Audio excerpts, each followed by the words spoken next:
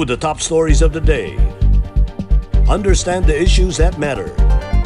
This is Manila Bulletin News on Web. Your quick rundown of top news in the country and around the world. Manila Bulletin, celebrating 120 years of timely stories and timeless truths. Be fully informed.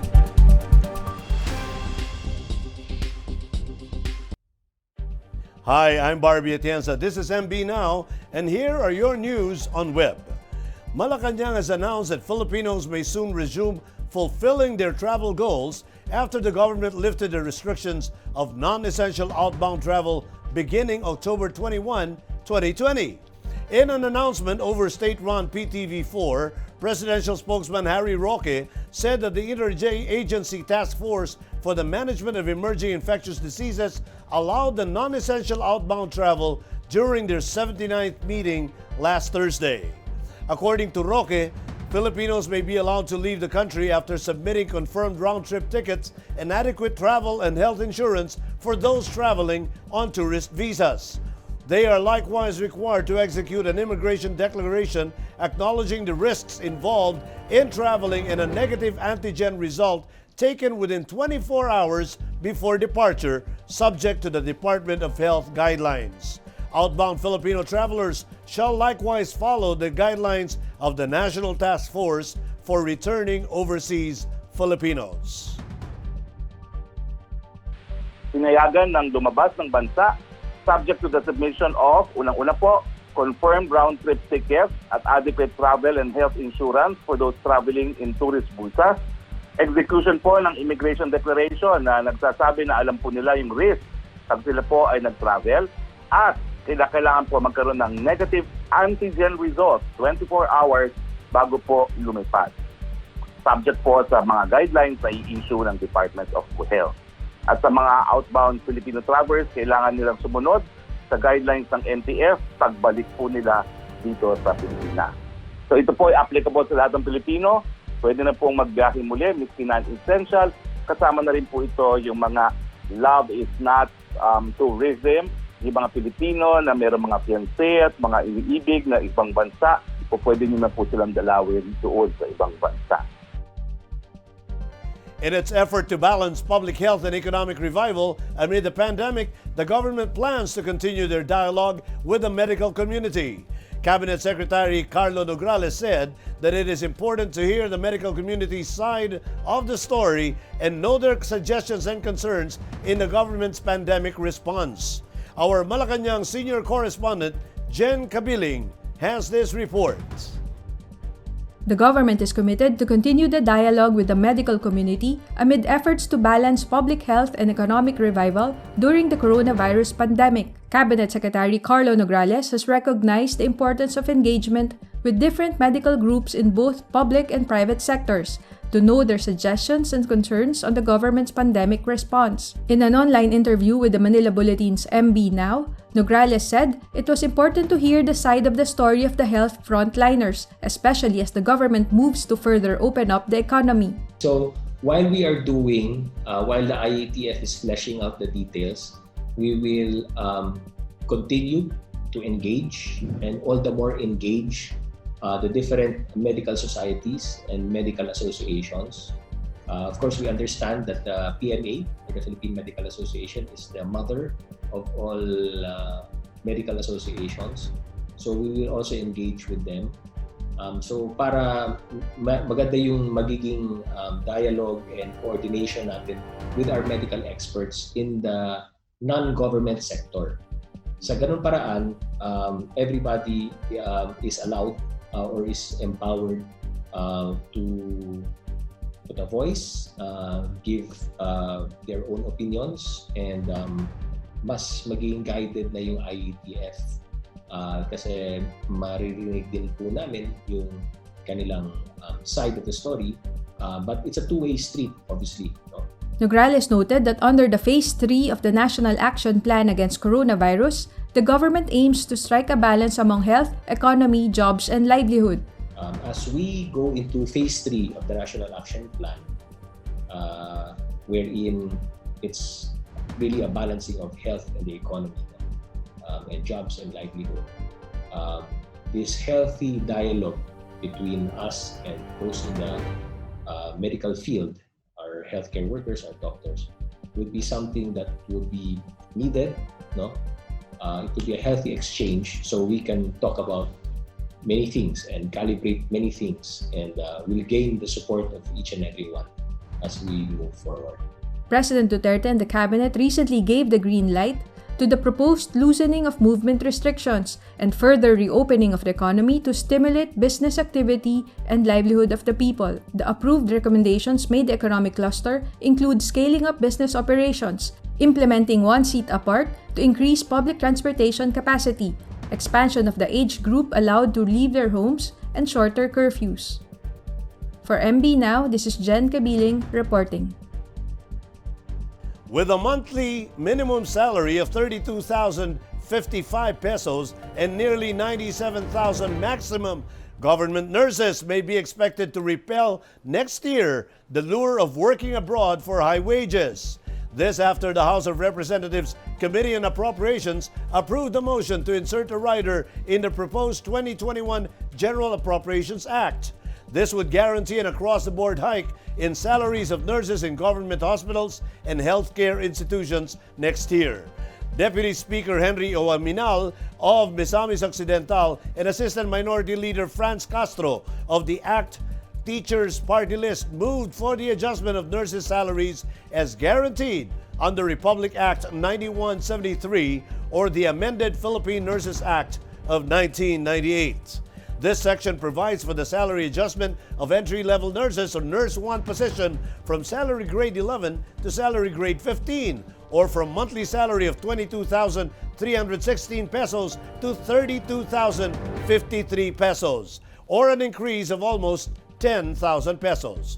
Oaminal said the Supreme Court upheld the constitutionality of the law, thus compliance by the government is expected. Rising to defend Castro's position, Oaminal cited the role of nurses in the fight against the COVID-19 pandemic. From now on, bike lanes must be incorporated in national road and bridge projects in the country, Public Works and Highways Secretary Mark Villar said.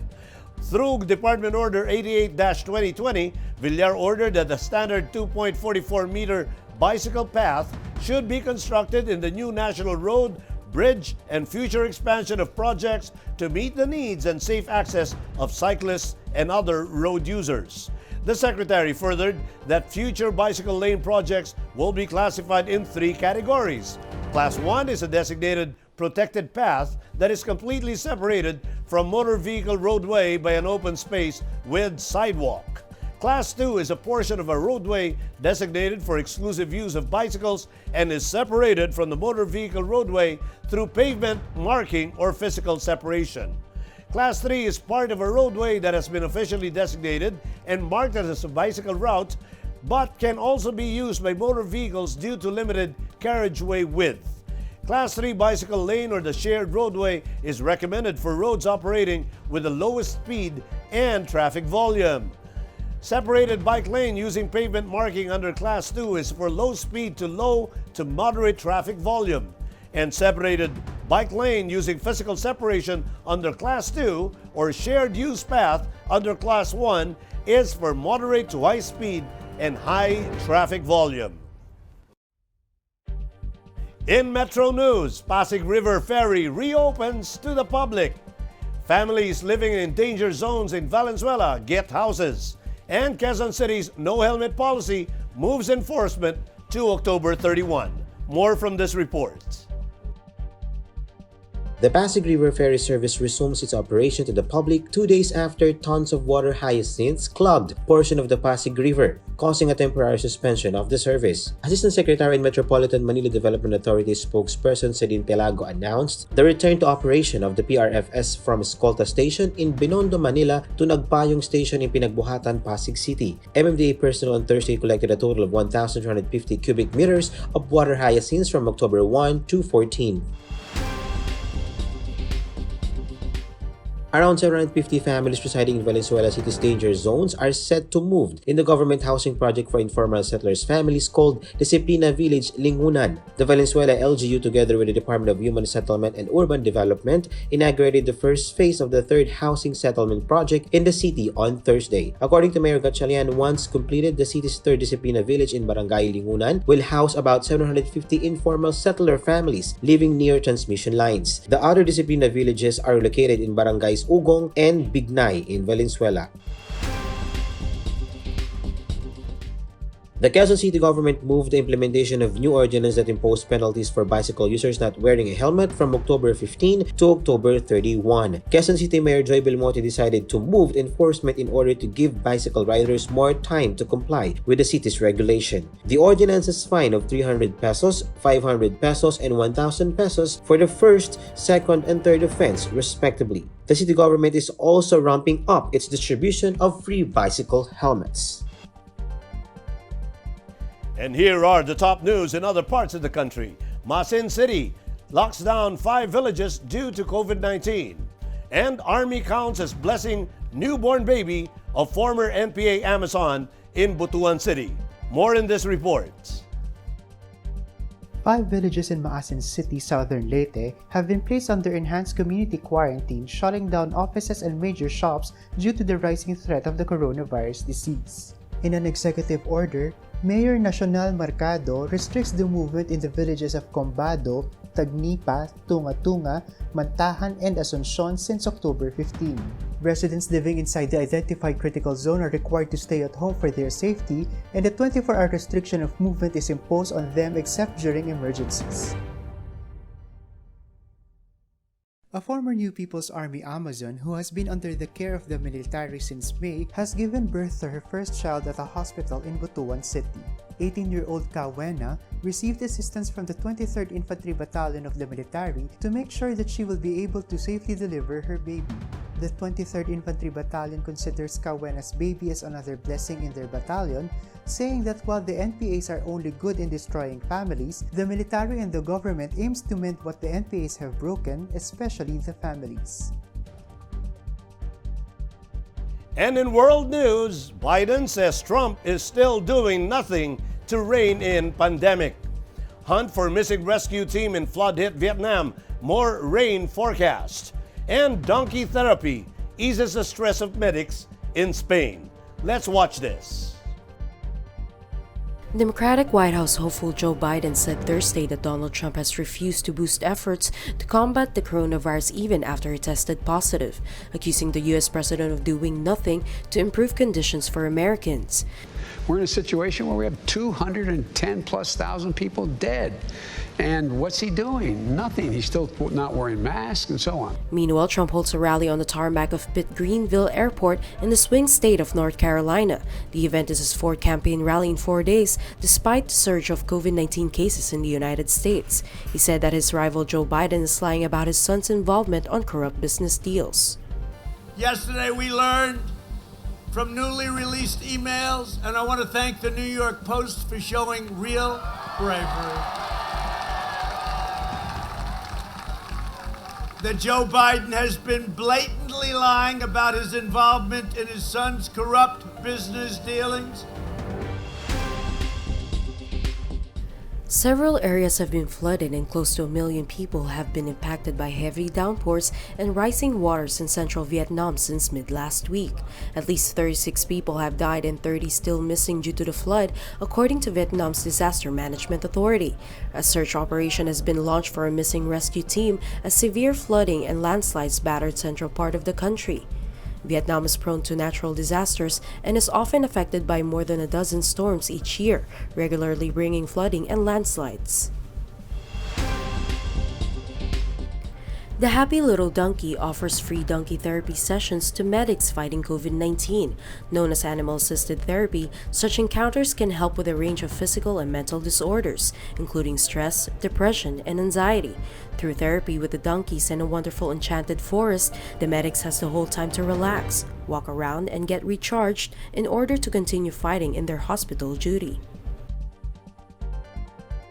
In entertainment, K-pop superstars BTS bagged the Top Social Artist Award again at the 2020 Billboard Music Awards held at the Dolby Theater in Los Angeles. This is their fourth straight year to win the fan-voted award. BTS thanked their fans, whom they call ARMY, and said that the award is a living proof that no matter where they are, the ARMY and BTS will stay close connected as always. However, BTS failed to win this year's top duo or group award, which went to the Jonas Brothers. In sports, top Olympic bet Yumir Felix Marcial has started his training at the famed Wildcard Gym in Hollywood, California. Marcial was welcomed by Hall of Fame trainer Freddie Roach, who agreed to take the 24-year-old Zamboanga native boxer under his wings while the Filipino boxer prepares himself for next year's Olympic Games in Japan. Marcial did 4 rounds of mitts with Roach, who see a lot of potential on the Filipino Olympian. After giving Marcial and MP Promotions President Sean Gibbons the cook's tour of the top floor of Wildcard, they adjourned to the more private downstairs gym for a workout. Before the pandemic shut the world down, Marcial had been on a roll. He punched his ticket for the 2021 Olympics in March by winning all 4 of his bouts in the Asia-Oceania Olympic qualifying tournament in Amman, Jordan. Marcial was a top seed in his division. Last December, he captured the gold at the 30th Southeast Asian Games as well as a silver medal in last year's World Boxing Championships. Marcial's illustrious resume also includes being a 3-time Southeast Asian Games champion. And those are the news on Web today, October 16, 2020. It's 70 days before Christmas. For more news and details, get your copy of Manila Bulletin newspaper tomorrow or log on to www.mb.com.ph.